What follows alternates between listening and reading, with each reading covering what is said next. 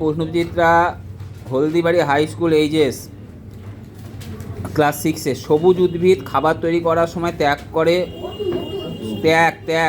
Oxygen আর গ্রহণ করে carbon dioxide.